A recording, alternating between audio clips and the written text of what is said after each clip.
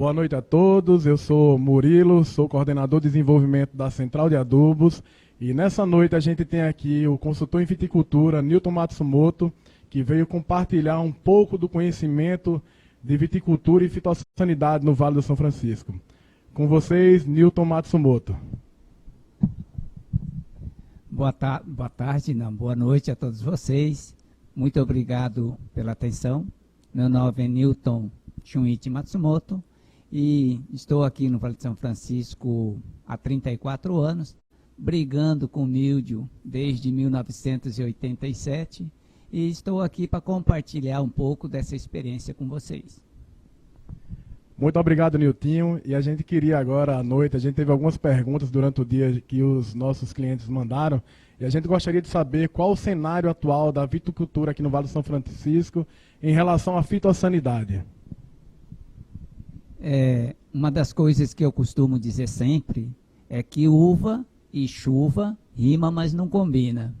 Significa que em anos chuvosos nós temos muito mais problemas fitossanitários.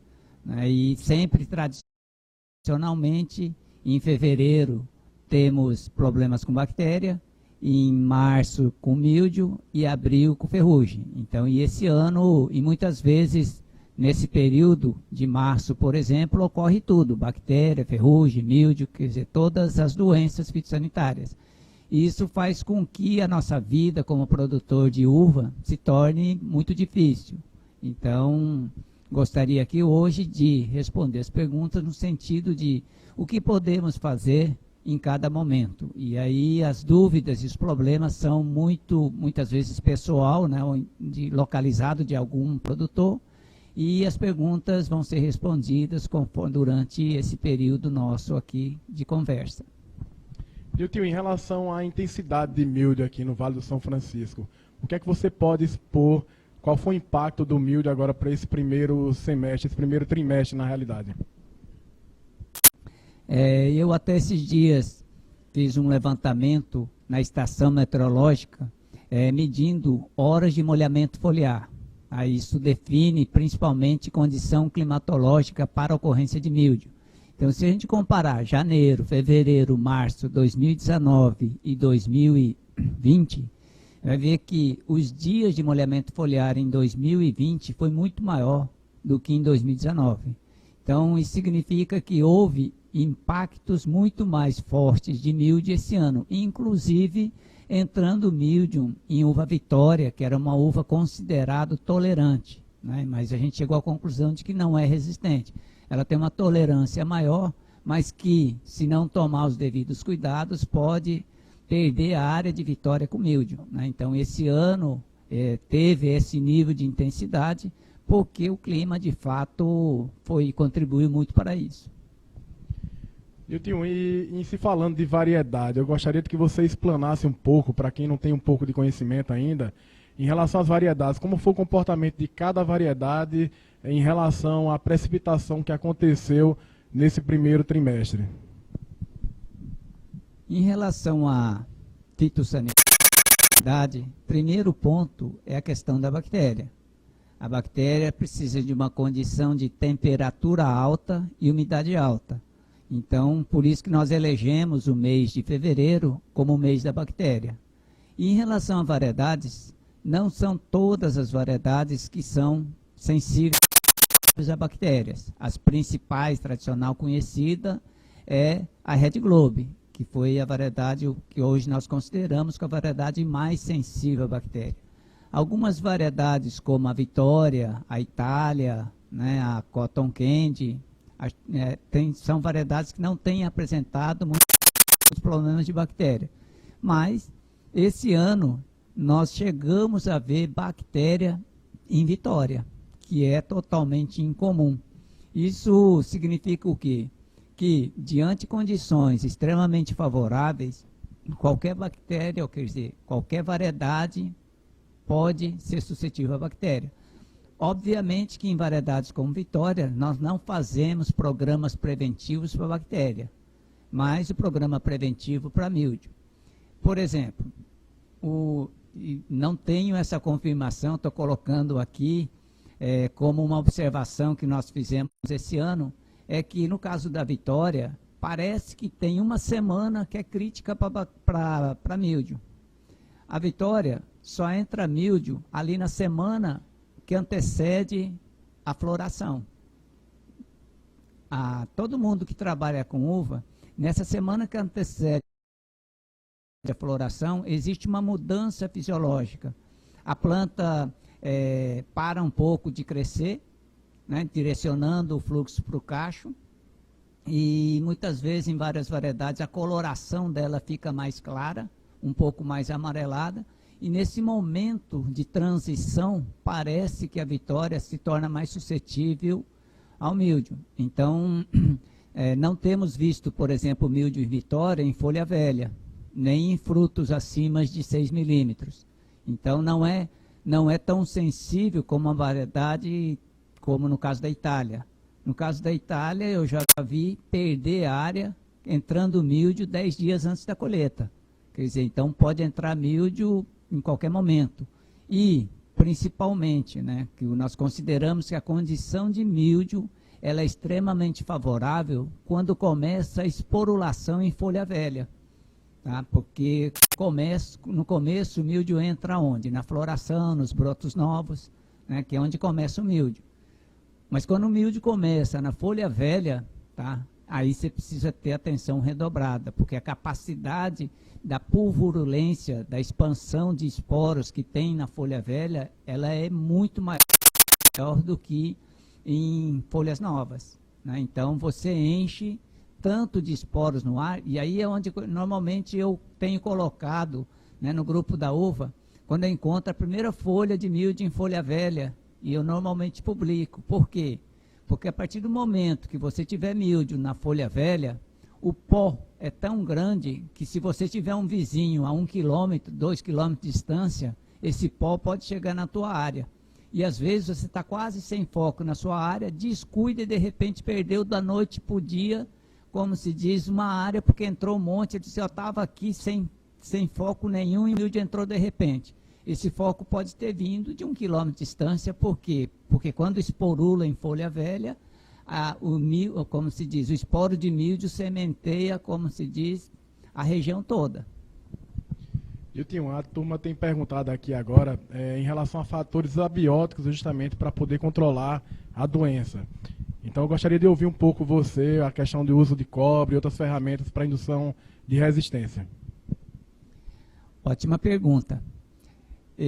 Eu até estava comentando hoje com algumas pessoas que em 2017 não teve uma infestação muito forte de míldio e a gente não estava fazendo um programa muito fechado de míldio. E entrou míldio só numa área, numa propriedade. Aí essa propriedade estava com uma Arra 15 em cima de um Harmony, que era a substituição de copa. E aí, quando está fraco, o que você faz? Aplica nutrientes nitrogenados. Por exemplo, um dos nutrientes que nós mais utilizamos é a Miorgan, que você vê uma resposta nítida no ganho de vigor.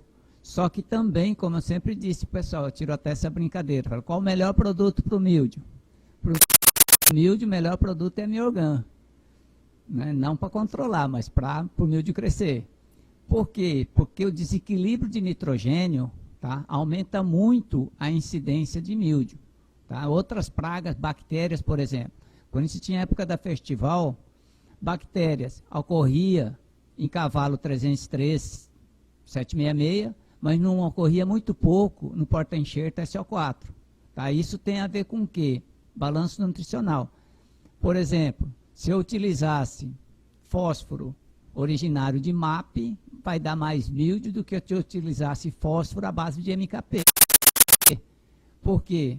Porque, como se diz, a ativação, né, de mecanismos que interferem na fisiologia da planta tem um significado muito intenso no controle de doença. Né? Então, fatores que não está diretamente ligado à doença, mas dependendo do porta-enxerto, dependendo do programa nutricional e dependendo, como se diz, de elementos que você usa, pode aumentar ou diminuir a sensibilidade a doenças. Né? Então, esses são fatores que você deve ser considerado. Além disso, a questão, por exemplo, adensamento de plantio, tá? Que a planta fica mais vigorosa. Tamanho de folha, né? Que fecha mais, sombreamento, demora mais para secar. Então, todos esses fatores, eu acho que contribuem até mais do que a eficiência dos produtos, porque nenhum produto vai ser eficiente nessa condição. Em relação à ferrugem, a gente queria entender um pouco qual foi o comportamento da ferrugem nas principais variedades de uva que tem no Vale. A gente sabe que tem várias variedades que tem royalty hoje, tem as BRS que são extremamente susceptíveis à ferrugem, e a gente queria ouvir um pouco de cada variedade, Nilton, o comportamento da ferrugem e os impactos que ela vem causando justamente na produção. Ferrugem não é privilégio de ninguém. Não conheço nenhuma variedade que seja tolerante à ferrugem. Tá? Todas as variedades são sensíveis à ferrugem, até hoje testado. Independente de CBRS ou de qualquer empresa, que seja IFG, Sunward, Jumarra, SFNL, não há uma empresa que tenha um programa de melhor resistência ou pior resistência para a ferrugem, né? A ferrugem, todas as variedades são sensíveis. A questão toda é apenas o quê? O programa que você faz para controle de ferrugem, né? E a condição climatológica. E assim, qual seria o time para poder entrar com fungicida para controle de ferrugem? Existe um time, uma hora específica, é no fechamento do caixa, um pouco depois? A gente enxerga que após 70 dias e próximo aos 90 dias tem esporulado bastante ferrugem. E qual seria o time de aplicação para controle dessa doença? Apesar de, em condições extremamente favoráveis, a gente encontrar ferrugem até antes da florada, normalmente a intensidade da ferrugem ela não tem sido muito forte antes dos 70 dias. E, além de tudo, nós temos um fator bastante favorável que, enquanto nós pudermos usar estrobililinas alternadas com triazóis, via de regra, o controle da ferrugem é fácil. Tá? Não tem muita dificuldade porque nós temos um bom controle de ferrugem até essa data. O problema é final de ciclo, que precisa se obedecer à carência, e principalmente para quem exporta, precisa obedecer mais do que a carência, e aí você acaba abrindo um programa, né, durante 30, 40 dias. Então é nesse período que a ferrugem acaba sendo mais prejudicial. O que nós temos tentado fazer é que nesse período de 30 a 40 dias, que não se aplica a produtos específicos que possa controlar a ferrugem, a alternativa que a gente tem utilizado são cúpricos. Produtos à base de cobre têm conseguido retardar a evolução da ferrugem até o momento da colheita. O único problema da ferrugem, né, e aí eu acho que ainda os produtores não aprenderam direito que primeiro semestre é primeiro semestre e segundo semestre é segundo semestre. Porque o grande problema do controle, principalmente de ferrugem, é sobreposição de folha. Então você vai ver que folhas que ficam escondido atrás de outras folhas vai ter incidências mais fortes. E no primeiro semestre, se para você ter um controle eficiente de ferrugem, de míldio e de bactéria também, você só pode ter uma camada de folha. 1,5 camada de folha já pode ser excessivo. E no segundo semestre é até recomendável que você tenha 2 camadas de folha por causa do sol quente, né? Então, as condições de manejo cultural é fundamental na eficiência do controle de doenças. E tem mais um porém também. O final do ciclo, a partir de uns 70, 80 dias, a folha, normalmente ela fecha um pouco.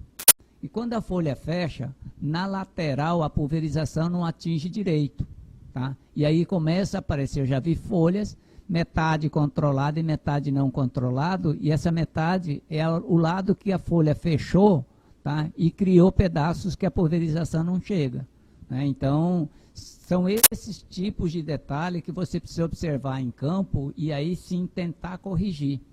Porque, via de regra, tanto para míldio quanto para bactéria, nós temos produtos eficientes. Então, se o controle não existe, você tem problema ou, como se diz, de intervalo de aplicação, ou não está atingindo o alvo. Né? Diferentemente no caso da bactéria, por exemplo, que não temos produtos muito eficientes. Niltinho, a gente queria ouvir uma pergunta do leitor aqui, da equipe, em relação à calda bordaleza. Qual a sua opinião em relação ao uso dela para controle de milho? A gente sabe que no passado nós cozinhávamos, na verdade, calda sulfocálcica, fazíamos calda bordaleza nos tambores, mas é uma prática que ficou um pouco em desuso nos dias atuais, com a facilidade de moléculas prontas. E qual a sua opinião em relação à calda bordaleza para controle de milho especificamente? A calda bordaleza, ela entra na classe, tá, de protetores. Tá? Às vezes as pessoas confundem um pouco protetor com preventivo. Tá? Protetor é protetor, pode ser preventivo também, mas o conceito de protetor é o quê? Fazer uma camada de proteção para que o esporo não consiga germinar. Esse é o conceito, e esse é o conceito da calda bordaleza. Dentro desse conceito, você tem os mancozebes, os cúpricos de um modo geral, né? Havia também a questão do Folpan, que não usa mais hoje. O clorotalonil pode ser usado também com essa função, né? Que a gente chama de protetores, cria uma proteção, né? E que normalmente deve ser aplicado de forma preventiva. Mas voltando novamente aqui à questão da calda bordaleza, o que é a calda bordaleza? É uma mistura de sulfato de cobre com carbonato de cálcio. Então ocorre uma reação que forma sulfato de cálcio, que fica aquele branquinho suspenso, né, que decanta, e o princípio ativo da calda bordaleza é o hidróxido de cobre. O hidróxido de cobre, aí nós temos várias marcas comerciais de hidróxido de cobre, né, e uma das mais conhecidas é o Cosaide. Então, aí são produtos que, utilizados com frequência como protetores, ela cria uma barreira boa de proteção. A única coisa ruim dos cobres, independentemente se óxido de cobre, oxicloreto de cobre ou hidróxido de cobre, é que quando se aplica produtos à base de aminoácidos, ela acaba carreando o cobre para dentro e causando fitotoxicidade. Né? Então, se você está usando calda bordaleza, não se pode aplicar aminoácidos depois. Né? Então, só tem que tomar esse cuidado. Mas em termos de eficiência de controle, acredito que seja tão eficiente, por exemplo, quanto utilizar o mancozeb. Hoje no mercado a gente enxerga várias ferramentas que têm sido utilizadas para controle de doenças. Eu queria ouvir você, que era uma pergunta aqui do leitor. Ele disse o seguinte: hoje a gente tem extrato vegetal, nós temos os fosfitos que a gente usou muito no passado e por uma condição realmente LMR, que só tem 8 ppm praticamente no mercado europeu, a gente deixou muito de utilizar. A gente gostaria de que você falasse um pouco dos extratos vegetais, dos fosfitos, para o controle de enfermidade e das ferramentas que a gente tem atualmente para controle realmente de doenças. Bom, primeiramente de fosfito. Existe um equívoco muito grande em relação ao fosfito, tá? Porque o que existe de limitação é do fosetil e não do fosfito. E o problema é que nas análises de laboratórios, o cálculo de fosetil ele é feito através do ácido fosfônico. Então, e o fosfito ele é detectado como ácido fosfônico. Então, se você não separar a análise específica do fosetil versus ácido fosfônico, você pode ter esse equívoco na interpretação.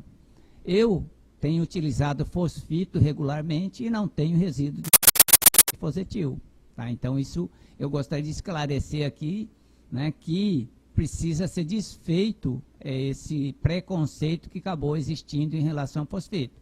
O único problema que eu vejo em relação ao fosfito, que como é um ácido fosforoso, tá, ele tem problemas de reatividade com um monte de produtos. Então, em mistura de tanque, né, que antigamente era proibido, agora mistura de tanque é permitido, o que acontece é incompatibilidade com fosfito. Mas boa parte dos produtos não mistura com fosfito.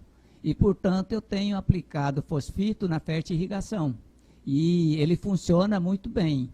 Só que ele funciona até os 70 dias. mais ou menos no caso da uva aqui. Por quê? Porque a partir do momento que a folha amadurece, a ativação de fitolexina, ela fica ineficiente. Então, em folha velha, por exemplo, o fosfito não funciona. Tá?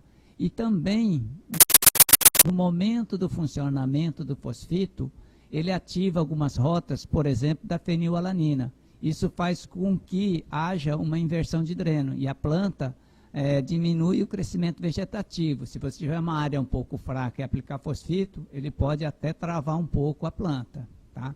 Então, em relação ao fosfito, tomando esses cuidados, eu não vejo nenhum problema em utilizar. Tá? E é uma ferramenta que ajuda muito. Em relação a extratos vegetais, nós tivemos agora, nesse pico do míldio, eu até postei uma foto há um mês e meio atrás, mais ou menos, que era um ensaio que a gente estava fazendo e que a testemunha absoluta teve uma perda de 100%. Alguns produtos de extratos têm se mostrado com resultado até promissores, no nível de controle de 50%, 60%. Mas ainda, como se diz, não tem nada que substitua um produto mais eficiente, como no caso de simoxanil, de metomorf, ciazofamida, né, ou mandipropamide, né, esses produtos metalaxil, benalaxil, que são os produtos ainda que têm maior eficiência no controle de míldio. Alguns produtos, tipo a base de flavonoides, por exemplo, ele pode ter eficiência no controle de míldio. Por quê? Porque os flavonoides, via de regra, ele teria um efeito como um maturador, tá? Que seria contrário à vegetação, contrário ao nitrogênio. Então, isso faz com que a planta torne menos suscetível à incidência ou desenvolvimento do fungo. E o míldio, nesse caso, desses ativadores, o tamanho das lesões vão ser menores do que você não aplicar. Nilton, tem uma pergunta aqui do leitor, você já respondeu a primeira, mas tem uma segunda que é o seguinte: qual seria a melhor forma de aplicar o fosfito via fertirrigação para que se obtivesse realmente uma eficácia? Precisa complexar, misturar diretamente na água e lançado? E com qual frequência precisa ser feitas as aplicações para que tenha um ótimo resultado? Todo elemento que você aplica via fertirrigação, né, e inclusive tem testes feitos até com PBZ, quando você associa um aminoácido, e não precisa ser muito, tipo um aminoácido qualquer, 1 litro por hectare associado ao fosfito ou, né, ao elemento que você vai jogar, vai aumentar a eficiência de absorção. O que muda, na verdade, com o aminoácido junto é a velocidade com que isso sobe. Tá? Mas no caso do fosfito, a gente tem aplicado sem nenhum complexante, só ele mesmo puro, e porque ele tem sido uma absorção muito boa. E o que nós aplicamos é em torno de 2 litros por hectare por semana. Isso tem feito, como se diz, um resultado bem interessante em área equilibrada. Mas, por exemplo, se eu tivesse uma área com excesso de vigor vegetativo e que eu até tivesse a intenção de que a planta paralisasse um pouco o crescimento, usaria até, por exemplo, 4 litros por hectare, né? Que aí você teria o efeito fisiológico também de redução de crescimento. Outra pergunta, Nilton. A turma tem uma dúvida: a eficácia de fosfito para podridão de uva. A gente sabe que nesse primeiro semestre, com a incidência de chuvas, às vezes tem incidência também de pragas, mosca da fruta fura, escorre, a gente vê a podridão, lasiotires também, e a gente vê a podridão, na realidade, estourar dentro da caixa de uva, depois que está na câmara fria. A gente queria entender um pouco, é uma pergunta do leitor, justamente qual a eficácia do fosfito em relação à podridão.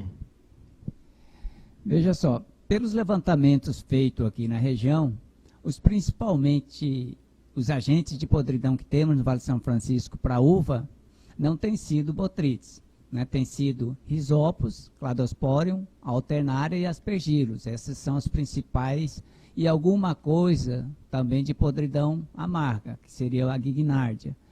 E aí você pergunta, e qual o elemento fosfito tem efeito sobre esses produtos? Ou sobre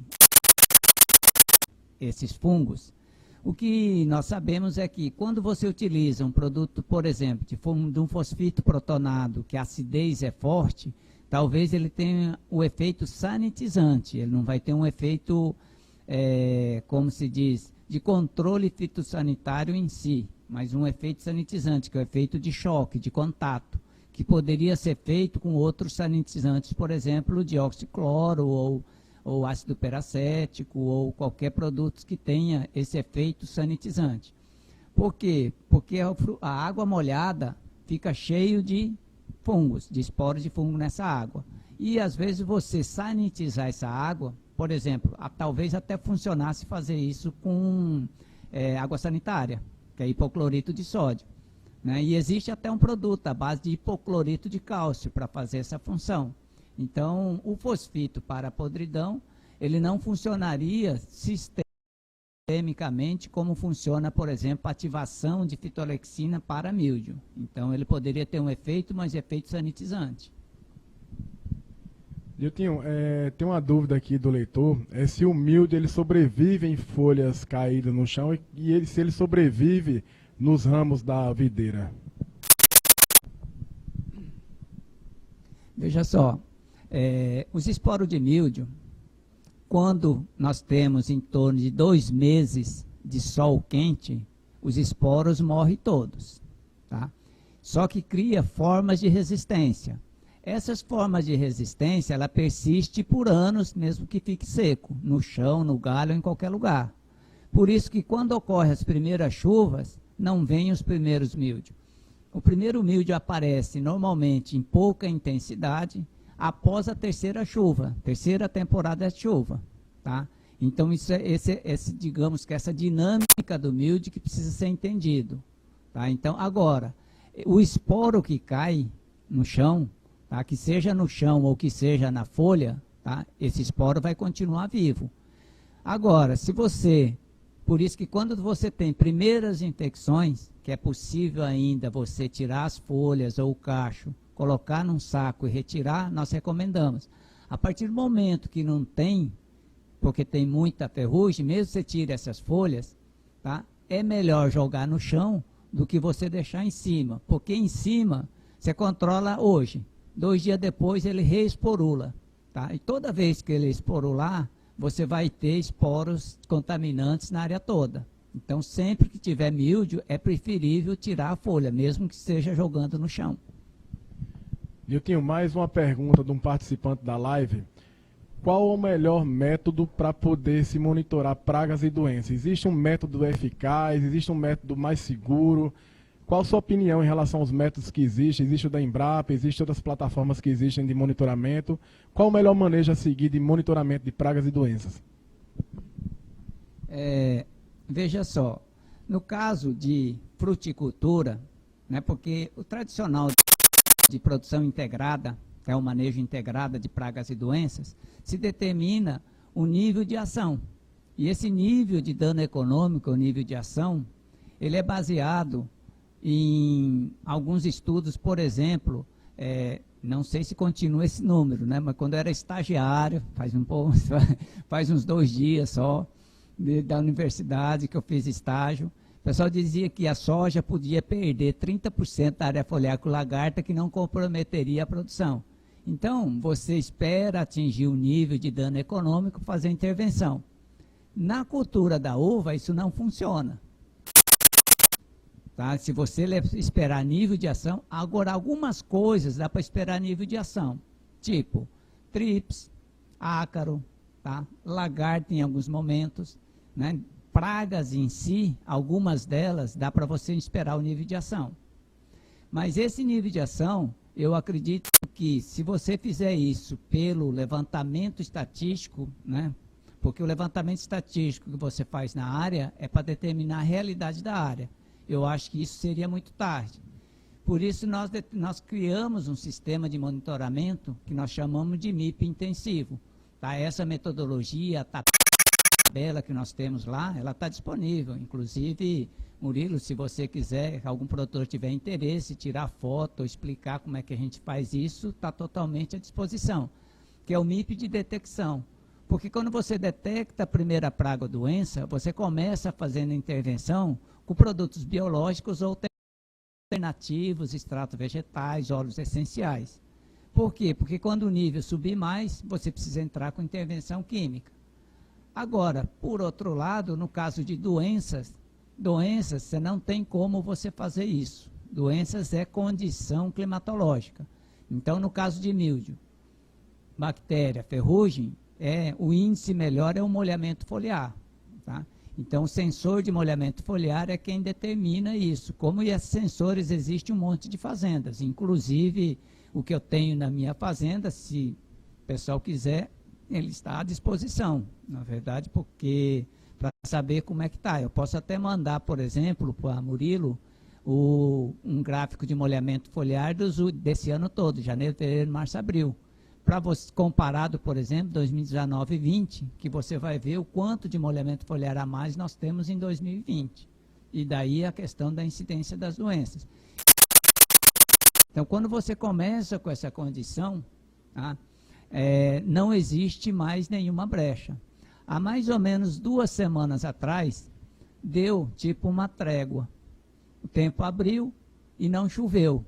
E muita gente até perguntou para mim, seu Nilton, não pode abrir um pouquinho o cronograma? Aí eu disse, olha aqui o molhamento foliar, não abriu nenhum dia, tem o que? No máximo 1 dia e meio ou 2 que não deu molhamento foliar. Entende? Então não dá para abrir.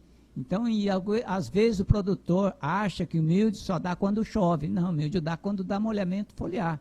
No dia que não chove e amanhece molhado no orvalho, é pior do que se chovesse. Niltinho, bem posicionado, a gente agradece justamente essa disponibilidade que você deu.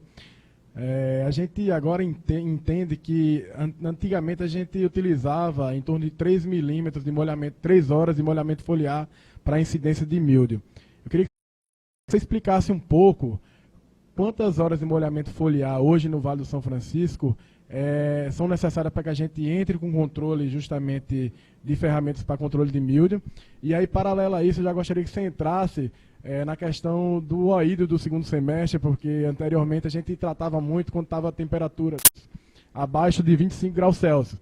E aí as coisas vão mudando, vai se aperfeiçoando, e aquela escola de 20 anos atrás ela muda um pouco. Eu gostaria que você explicasse um pouco mais sobre essas ferramentas de controle.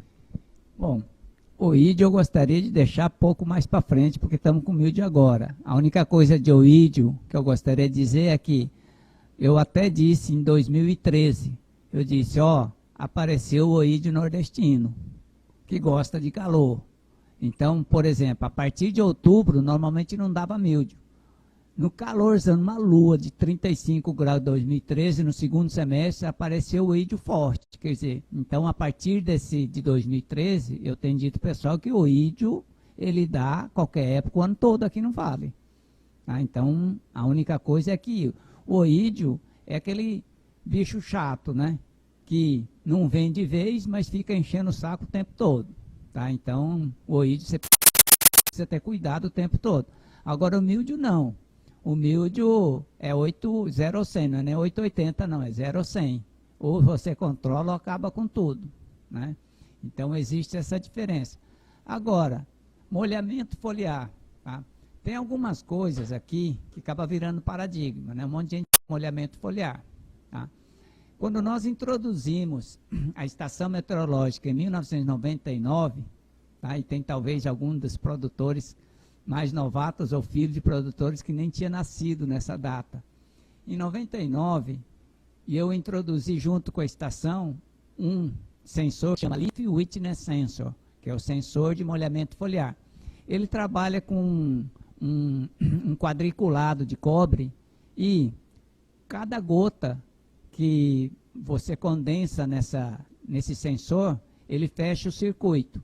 Então, o sensor de molhamento foliar, ele vai de 0 a 15. 0 é sem molhamento foliar nenhum, 15 é molhamento foliar total. E nós consideramos, por exemplo, como a condição de molhamento foliar com índice acima de 2. Então, quando você vai lá na estação, a gente regula mínimo de índice de molhamento 2. Aí, depois disso, a gente determina o quanto tempo esse molhamento foliar se mantém. E aí que existe mais ou menos, né? Não existe um dado detalhado, porque a temperatura pode mudar um pouco. Nós consideramos que há necessidade de 4 horas de molhamento foliar no escuro. Por quê? Porque o esporo de míldio ele não eclode no claro, ele só eclode no escuro. Tá? Então o molhamento foliar que conta, só conta no escuro. E o que acontece normalmente? Ele orvalha e germina. E por que que precisa de molhamento foliar? Tá? Molhamento foliar é o sinônimo de água livre. Tá? Ele precisa de água livre por quê? Porque os esporos de oídio, quando ele eclode, saem zoosporos. Como o próprio nome diz, zoo é animal. Então, são esporos com rabinho, rabinho biflagelado, tem 2 rabinhos. Aí ele nada na água até encontrar abertura e entrar. Então, esse período entre eclodir o esporo, nadar na água e penetrar pelas aberturas e infectar a folha, tá? Você precisa em torno de 4 horas. Só que isso, se a estação meteorológica, o sensor de molhamento, tiver num lugar alto e seco, a estação pode estar marcando 2 horas e a sua área no campo ter 6. Assim como, se eu tenho uma estação num lugar úmido e molhado, ele pode estar marcando 6 horas e, na verdade, você tem menos de 4. Então, o mais importante não é o que a estação diz, mas sim o quanto tempo a folha fica molhada no campo. Tá? Então, e isso nós consideramos que precisa em torno de umas 4 horas para que haja o tempo da eclosão, de nadar e penetrar. Nilton, a gente gostaria de agradecer aqui a participação de Jackson e Augusto na live. O Jackson acabou de fazer um comentário aqui para vocês, assim, o milho desse ano poderia ser chamado de Covid 2020, ou seja, não preveniu, ele entra e mata, né? E logo na sequência o Mauro Ito fez uma pergunta para você e disse, Nilton, quando podemos abrir as pulverizações? O que seria esse abrir o intervalo? Quando é que a gente pode abrir os intervalos entre as pulverizações? Ainda bem que o pessoal só faz pergunta fácil, né? Veja só, o que acontece é o seguinte, enquanto você tiver no sensor de molhamento foliar menos de 2 dias, tá, eu acho que não deve abrir. Quando você começar a ter 3, 4 dias de molhamento foliar, eu acho que você poderia abrir o cronograma garantindo que você pulverize nos dias que deu molhamento foliar. E só que você precisa ser capaz de pulverizar a área numa manhã. Tá? Então, se todas as áreas suscetíveis à doença, você consegue pulverizar na manhã que deu molhamento foliar, tá? Eu acho que você pode abrir nessa proporção. Tá? Então, porque não existe tipo intervalo de segurança, condição. Você pode parar de aplicar míldio quando você tiver 2 semanas seguidas sem molhamento foliar. Aí eu acho que você pode abrir o programa. Totalmente. Nilton, a gente mudando agora de assunto, eu gostaria que você fizesse uma relação da pandemia e o mercado da uva. Como é que você avalia os efeitos da pandemia e em relação ao mercado da uva e o que você espera para frente? A reação em relação à pandemia, ela ainda tem sido muito caótica, né? Eu até liguei para a Margarete Boteon, do CEPEA, que publica a revista, trocando umas ideias em relação a isso, e a gente sabe que tem segmentos que afetou muito, por exemplo, flores, tá? Então, ninguém compra flores agora, né? Então, por exemplo, flores afetou muito. Alguma coisa de folhosas também afetou muito, porque agora frutas, inclusive, ela tem tido até aumento de demanda em algumas regiões, diminuição de demanda em outro, e uma semana está muito bom, outra semana está mais fraco, e aí a gente ainda não conseguiu prever exatamente o que vai acontecer com o mercado de uva em relação ao Covid.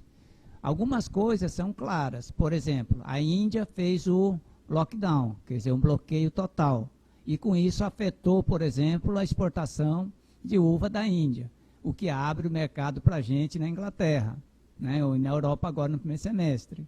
Então, como é que isso vai ser? Aí o pessoal disse, ó, segundo semestre pode ser que alguns países possa ter problema de mão de obra. Por quê?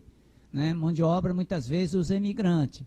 E como a imigração agora está proibido, pode ser que falte gente para trabalhar em culturas que dêem mão de obra mais alta, como o caso da uva.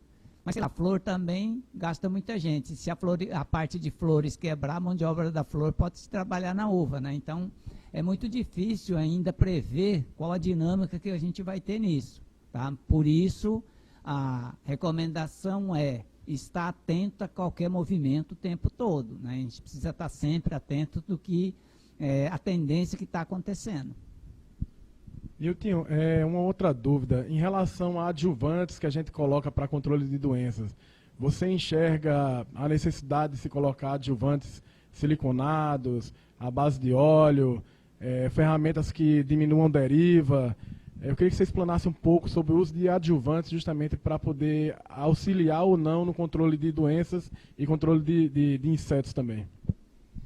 Veja só, o adjuvante tem um monte de tipo, desde anti-espuma, antideriva, para espalhar, para grudar, para quebrar tensão superficial.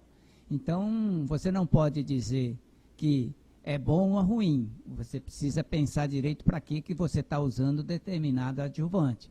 Então, se você tem que atingir um alvo, por exemplo, vai usar Dormex. Dormex para atingir onde? Interior da gema. Então, é recomendável você utilizar um espalhante siliconado, porque ele tem um caminhamento maior. Mas, por exemplo, eu estou no período de chuva, que está um pouco úmido. Se eu usar um espalhante siliconado, eu posso aumentar muito o escorrimento, né? Então, já não seria recomendável. E quanto a, por exemplo, produtos que aumentam a aderência, o pegamento, como existia o Agiben antigamente, mas também se você aplicar um produto à base de pó e você pregar ele e não sair mais, também eu vou ficar manchada, né? Então, o bom e ruim vai depender de cada circunstância e por que e para que deve ser perguntado antes de você usar qualquer um deles. Antideriva, por exemplo, se eu estou aplicando o herbicida que eu não quero que tenha deriva, o antideriva é obrigatório, tá? Mas, por exemplo, se eu estou aplicando numa condição bem controlada, já não seria necessário, né? Por exemplo, um eletrostático, talvez o antideriva não. Talvez o antideriva, se fosse para uniformizar o diâmetro de gotas, talvez fosse interessante, né? Então, tudo depende de como está funcionando o seu equipamento. Então, o que é que tem que se fazer para você garantir a pulverização? Utilizar papel hidrossensível e verificar a eficiência da sua pulverização, da aplicação, nos alvos mais difíceis de ser atingido, atrás do cacho, em cima da folha, na folha da base. E se está atingindo bem e molhando bem, então você está fazendo certo. Eu tenho mais uma pergunta de um participante da live. O nome do participante é Isnaldo. Ele quer saber, em relação ao uso do ácido salicílico, como é que funciona a questão da indução de resistência com o uso de ácido salicílico na videira? A rota do ácido salicílico, né, por exemplo, a rota que o acibenzolar normalmente ativa, essa rota, via de regra, tem sido mais eficiente em vírus e bactérias, não muito em fungos, né? Então, por exemplo, para a bactéria pode ser eficiente e para redução, por exemplo, do sintoma de vírus, né? Mas a gente não tem tido muito resultado dessa rota de defesa da planta para controle de míldio, por exemplo, ou de ferrugem. E essa questão de cálcio, silício para proteção física, funciona? Além dos protetores que a gente tem à base de cobre, para controle de doenças? O silício, ele é essencial, por exemplo, em gramínea. Até o momento, nós não temos visto nenhum resultado significativo de silício no controle de ferrugem. E o cálcio em si, né, ele não vai deixar a casca mais dura, né, porque você precisa deixar um impacto, porque o cálcio, ele aumenta a resistência da parede celular. Não necessariamente ele engrossa ou impede a penetração. O que normalmente pode acontecer, e que pode ter alguns números, é o seguinte: quando você tem um teor de cálcio baixo, pode ser que você tenha um desequilíbrio com nitrogênio. E talvez o problema não seja o cálcio baixo, mas sim o nitrogênio alto, né? Então, precisa tomar muito cuidado na interpretação dos resultados. Milton, nós temos mais uma pergunta aqui de um participante da live. O participante é o Daniel Álvaro. Ele gostaria de saber, Milton, você conhece o ácido jasmônico utilizado nas plantas contra estresses abióticos, insetos e doenças? Ele perguntou se já existe no Vale do São Francisco.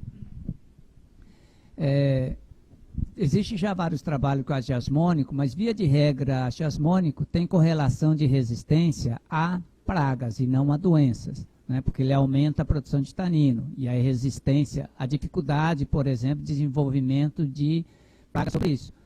Se não existe ainda, nenhuma empresa veio com produto à base de jasmônico para ser testado.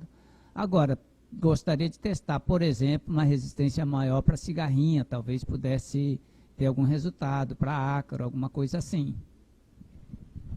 E diante do que a gente tem de incidência de doenças no primeiro semestre, a gente enxerga que as plantas gastam muita energia para poder se defender, né, de doenças. O que é que a gente pode fazer para manter a folhagem mais ativa, para poder a planta trabalhar fotossinteticamente melhor, para que ela acumule reserva, para que ela possa encher bem o cacho, desenvolver bagas e ter reserva para o próximo ciclo? Veja só, essa pergunta, como se diz, é uma equação que não fecha, tá? Não dá para você fazer duas coisas ao mesmo tempo.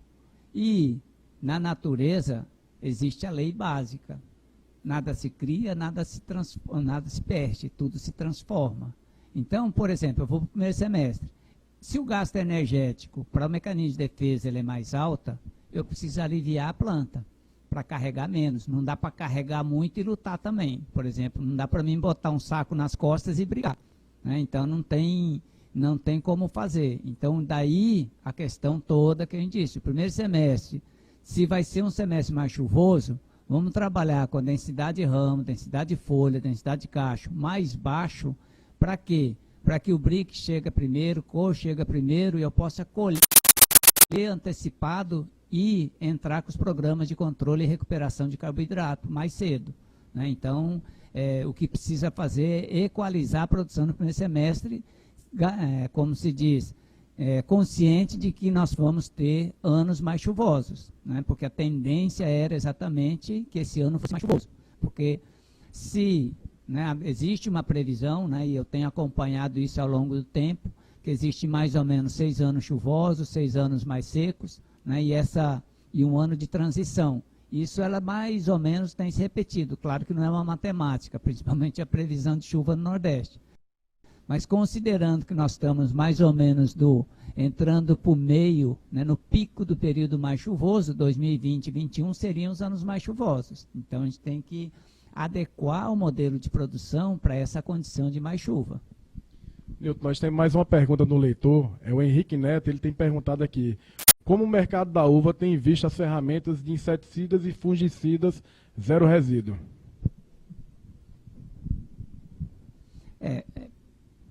O mercado em si, questão de zero resíduo, é uma exigência principalmente de alguns mercados da Alemanha, né, e do continente europeu.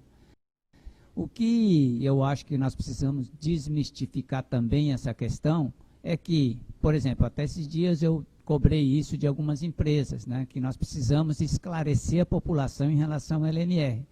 Se você pegar DL50, que é dose letal para matar 50%, se você pegar ácido acetil salicílico, quer dizer, o AAS, aspirina, o DL50 dele é 200 miligramas.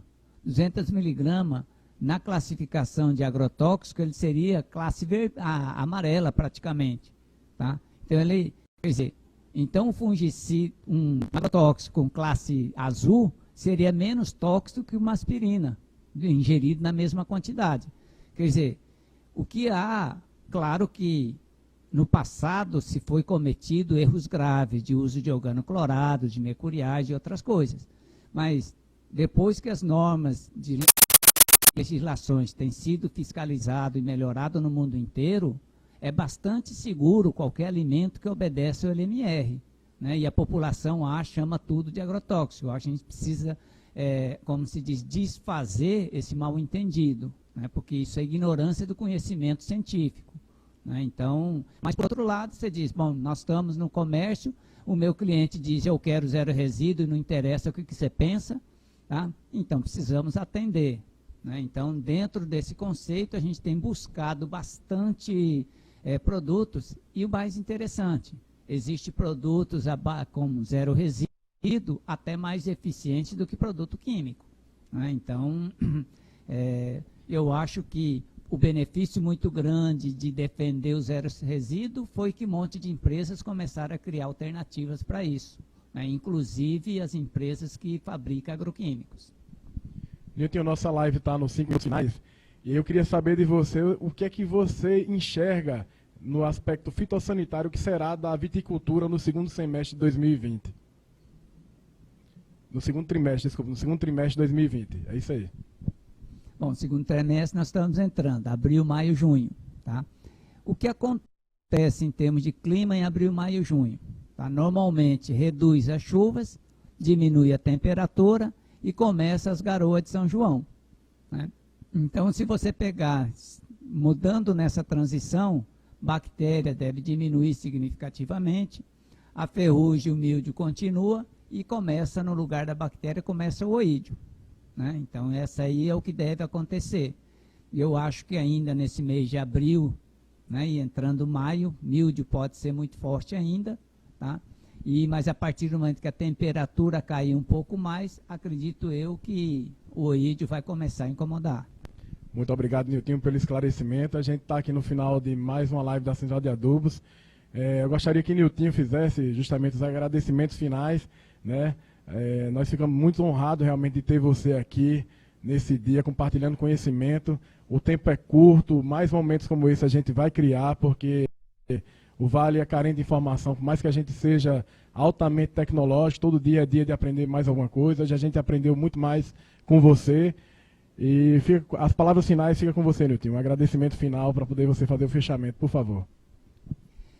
Muito obrigado pela atenção de todos e gostaria de parabenizar a Central por essa iniciativa e, como eu estava até conversando com o Murilo, que isso poderia até virar um programa semanal, né? E de cada semana uma cultura diferente, um assunto diferente e principalmente nesse momento de isolamento social, acredito que essa é uma ferramenta que possa levar conhecimento às pessoas, ajudar as pessoas, e utilizando a tecnologia moderna, né, que todo mundo acaba tendo que aprender a usar.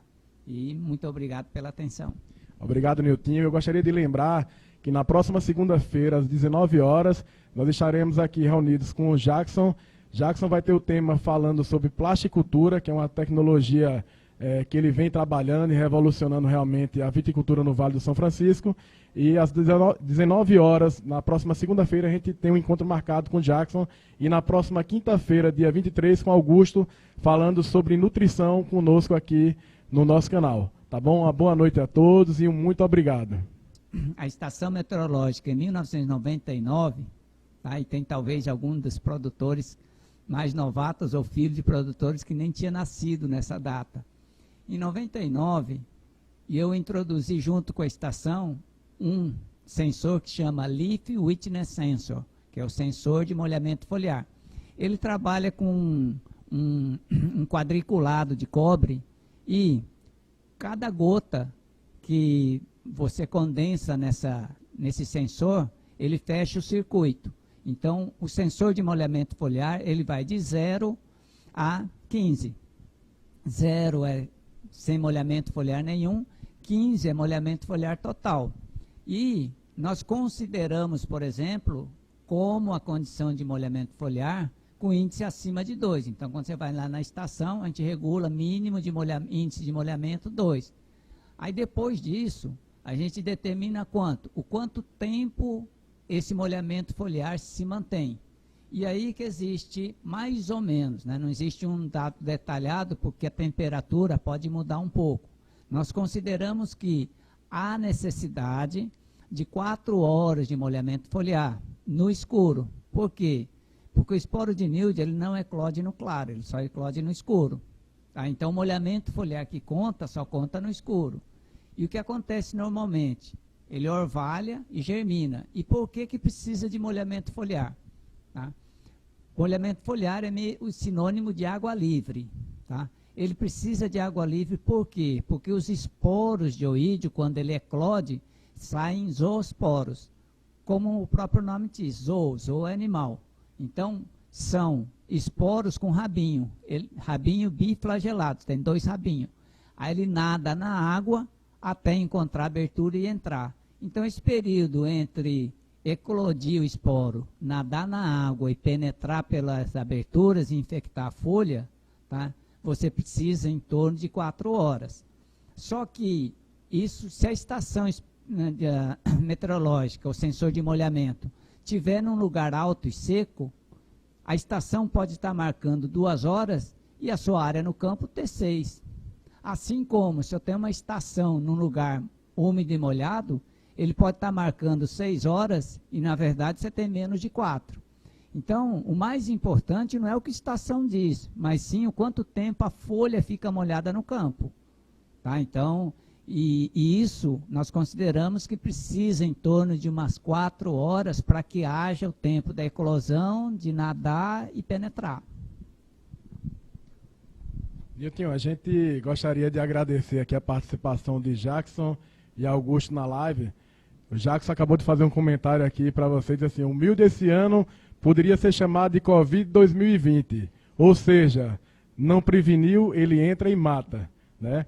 E logo na sequência o Mauruito fez uma pergunta para você e disse, Nilton, quando podemos abrir as pulverizações? O que seria esse abrir o intervalo? Quando é que a gente pode abrir os intervalos entre as pulverizações? Ainda bem que o pessoal só faz pergunta fácil, né? Veja só, o que acontece é o seguinte, enquanto você tiver no sensor de molhamento foliar menos de 2 dias, tá, eu acho que não deve abrir. Quando você começar a ter 3, 4 dias de molhamento foliar, eu acho que você poderia abrir o cronograma garantindo que você pulverize nos dias que deu molhamento foliar. Só que você precisa ser capaz de pulverizar a área numa manhã. Tá? Então, se todas as áreas suscetíveis à doença, você consegue pulverizar na manhã que deu molhamento foliar, tá? Eu acho que você pode abrir nessa proporção. Tá? Então, porque não existe tipo intervalo de segurança, condição. Você pode parar de aplicar míldio quando você tiver 2 semanas seguidas sem molhamento foliar. Aí eu acho que você pode abrir o programa, totalmente. Nilton, a gente mudando agora de assunto, eu gostaria que você fizesse uma relação da pandemia e o mercado da uva. Como é que você avalia os efeitos da pandemia e em relação ao mercado da uva e o que você espera para frente? A reação em relação à pandemia, ela ainda tem sido muito caótica. Né? Eu até liguei para a Margarete Boteon, do CPEA, que publica a revista, trocando umas ideias em relação a isso, e a gente sabe que tem segmentos que afetou muito, por exemplo, flores. Tá? Então, ninguém compra flores agora.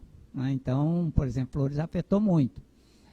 Alguma coisa de folhosas também afetou muito, porque agora frutas, inclusive, ela tem tido até aumento de demanda em algumas regiões, diminuição de demanda em outro, e uma semana está muito bom, outra semana está mais fraco, e aí a gente ainda não conseguiu prever exatamente o que vai acontecer com o mercado de uva em relação ao Covid.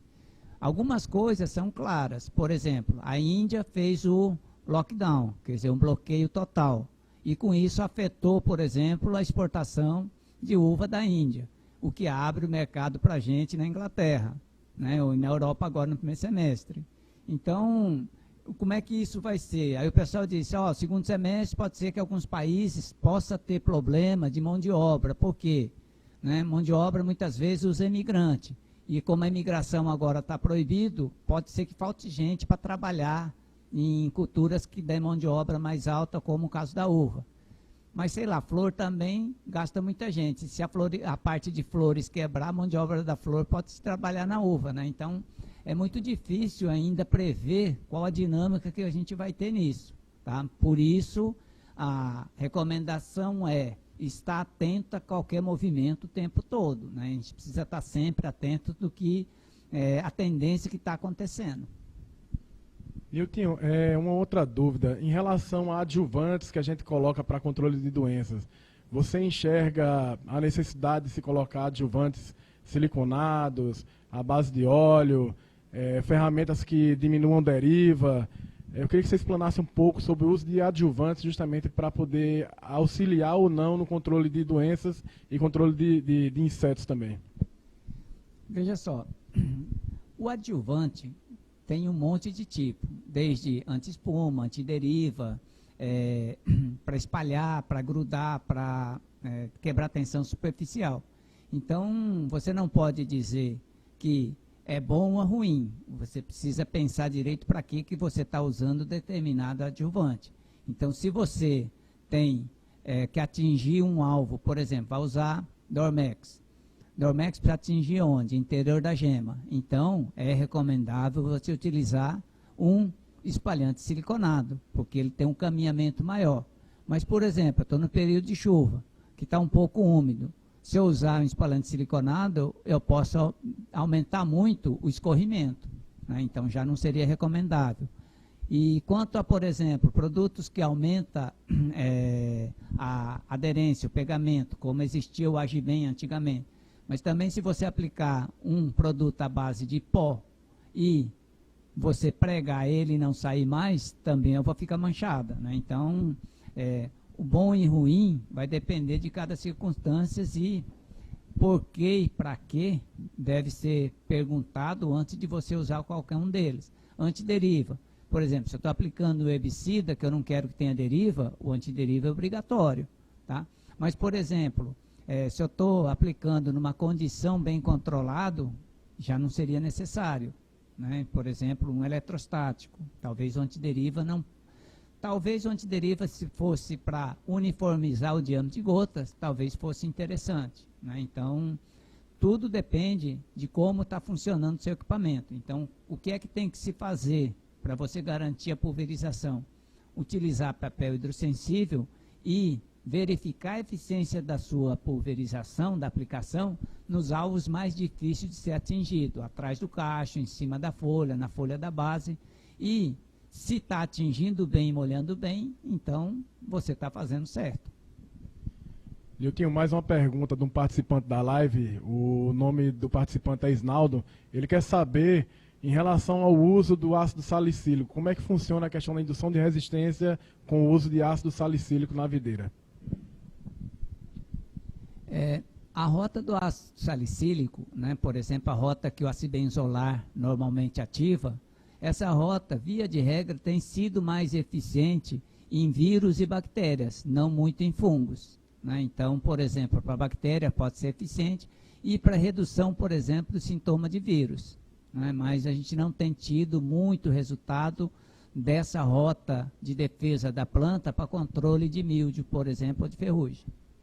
E essa questão de cálcio, silício para proteção física, funciona além dos protetores que a gente tem à base de cobre para controle de doenças?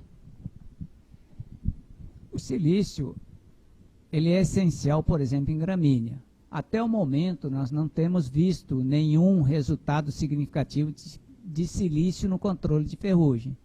E o cálcio em si, né, ele não vai deixar a casca mais dura, né, porque você precisa deixar um impacto, porque o cálcio ele aumenta a resistência da parede celular. Não necessariamente ele engrossa ou impede a penetração. O que normalmente pode acontecer, e que pode ter alguns números, é o seguinte: quando você tem um teor de cálcio baixo, pode ser que você tenha um desequilíbrio com o nitrogênio. E talvez o problema não seja o cálcio baixo, mas sim o nitrogênio alto. Né? Então, precisa tomar muito cuidado na interpretação dos resultados. Nós temos mais uma pergunta aqui de um participante da live. O participante é o Daniel Álvaro.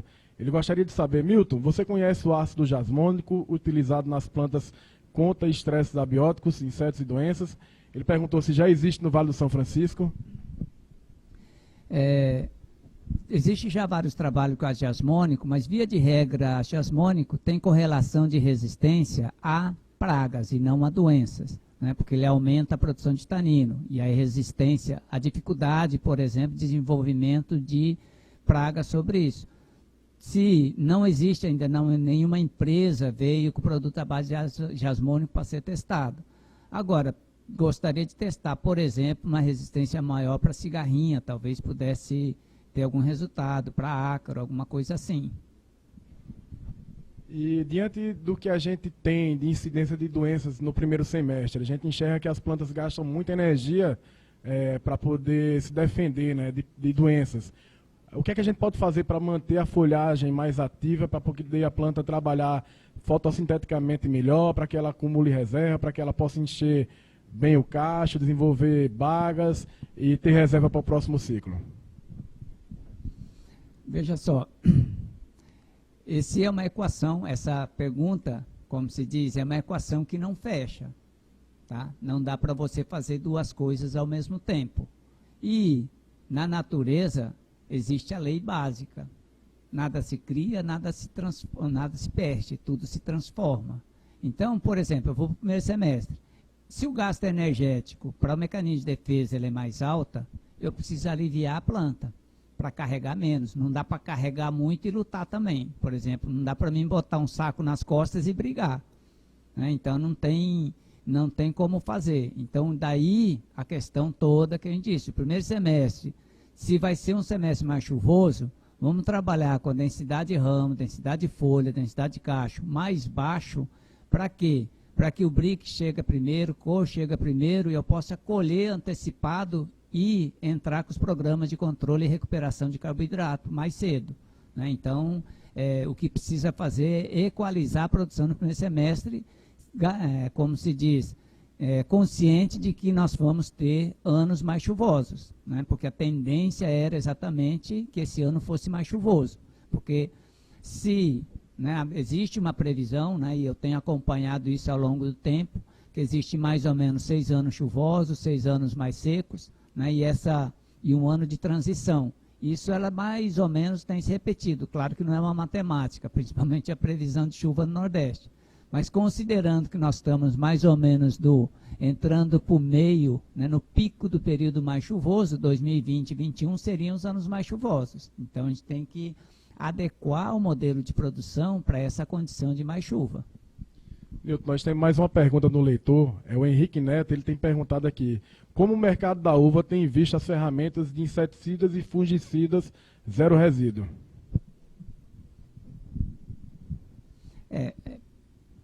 O mercado em si, questão de zero resíduo, é uma exigência principalmente de alguns mercados da Alemanha, né, e do continente europeu. O que eu acho que nós precisamos desmistificar também essa questão é que, por exemplo, até esses dias eu cobrei isso de algumas empresas, né, que nós precisamos esclarecer a população em relação ao LMR. Se você pegar DL50, que é dose letal para matar 50%, se você pegar ácido acetil salicílico, quer dizer, o AAS, aspirina, o DL50 dele é 200 miligramas. 200 miligramas, na classificação de agrotóxico, ele seria classe amarela praticamente, tá? Então, quer dizer, então um fungicida, um agrotóxico com classe azul seria menos tóxico que uma aspirina, ingerido na mesma quantidade. Quer dizer, o que há, claro que no passado se foi cometido erros graves de uso de organoclorados, de mercuriais e outras coisas, mas depois que as normas de legislações têm sido fiscalizadas e melhoradas no mundo inteiro, é bastante seguro qualquer alimento que obedece ao LMR, né? E a população chama tudo de agrotóxico. A gente precisa, como se diz, desfazer esse mal-entendido, né? Porque isso é ignorância do conhecimento científico, né? Então, mas por outro lado, você diz, bom, nós estamos no comércio, o meu cliente diz, eu quero zero resíduo, não interessa o que você pensa, tá? Então, precisamos atender, né? Então, dentro desse conceito, a gente tem buscado bastante produtos, e o mais interessante, existem produtos com zero resíduo até mais eficientes do que produto químico, né? Então, Eu acho que o benefício muito grande de defender o zero resíduo foi que um monte de empresas começaram a criar alternativas para isso, né? Inclusive as empresas que fabricam agroquímicos. Nilton, nossa live está nos 5 minutos finais, e eu queria saber de você o que é que você enxerga no aspecto fitossanitário que será da viticultura no segundo semestre de 2020. No segundo trimestre de 2020, é isso aí. Bom, segundo trimestre nós estamos entrando, abril, maio, junho, tá? O que acontece em termos de clima em abril, maio, junho? Tá? Normalmente reduz as chuvas, diminui a temperatura e começa as garoas de São João, né? Então, se você pegar, mudando nessa transição, bactéria deve diminuir significativamente, a ferrugem, o mildio continua e começa, no lugar da bactéria, começa o oídio, né? Então, essa aí é o que deve acontecer. Eu acho que ainda nesse mês de abril, né, e entrando maio, mildio pode ser muito forte ainda, tá? Mas a partir do momento que a temperatura cair um pouco mais, acredito eu que o oídio vai começar a incomodar. Muito obrigado, Nilton, pelo esclarecimento. A gente está aqui no final de mais uma live da Central de Adubos. Eu gostaria que Nilton fizesse justamente os agradecimentos finais, né? Nós ficamos muito honrados realmente de ter você aqui nesse dia, compartilhando conhecimento. O tempo é curto, mais momentos como esse a gente vai criar, porque o Vale é carente de informação, por mais que a gente seja altamente tecnológico, todo dia é dia de aprender mais alguma coisa. Hoje a gente aprendeu muito mais com você. E as palavras finais ficam com você, Nilton. Um agradecimento final para poder você fazer o fechamento, por favor.